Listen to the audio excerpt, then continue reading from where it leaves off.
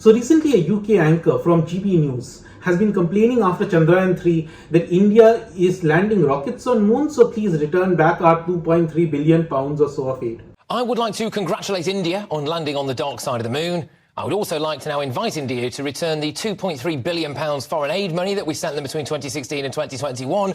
Now, I have worked at the British High Commission in New Delhi in the Economics department for over 5 years, so I have worked closely with the UK government bureaucrats. Let me tell you the reality about so-called British aid. First, Government of India back in 2012 told the UK, please take back your aid. We don't need it. In fact, India is giving aid to other countries. Now, this sent the UK bureaucracy into a panic mode because understand, aid is never free.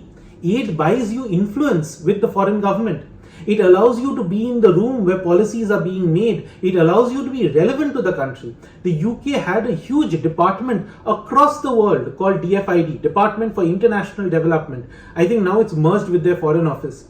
So there would be an army of program managers, analysts, economists, senior bureaucrats with huge teams all owing their existence to these programs that they were running. So when India said, look, we don't need you to build bridges or toilets or anything, basically the UK government said, okay, we won't give you actual money, but let us give you technical assistance. So we won't give you the money to build a bridge, but let us offer you professional advice on how to build it. And the way the UK government justified this to its taxpayers, and probably still does, is to say that, look, we are making the environment in India better for UK businesses. So this aid is really not for India's benefit. It's the UK paying its own hired experts to engage with the government of India to work on things like tax administration or trade policies or climate or clean energy or business regulations so that the UK still has a foot in the door to influence India. So please, if you're a UK taxpayer, know that the so-called aid is not as much for India, but for UK to further its own commercial and foreign policy interests in India. And by the way, the figure £2.5 billion over 5 years, that's £0.5 billion a year.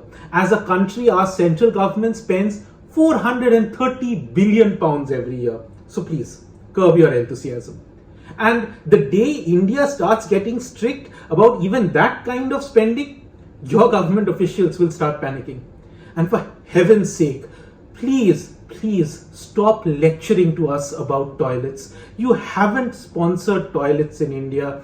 You are in no position to lecture to us whether we should spend the next rupee on a toilet or a road or a phone or a laptop or, as a matter of fact, a spaceship to the South Pole of the moon.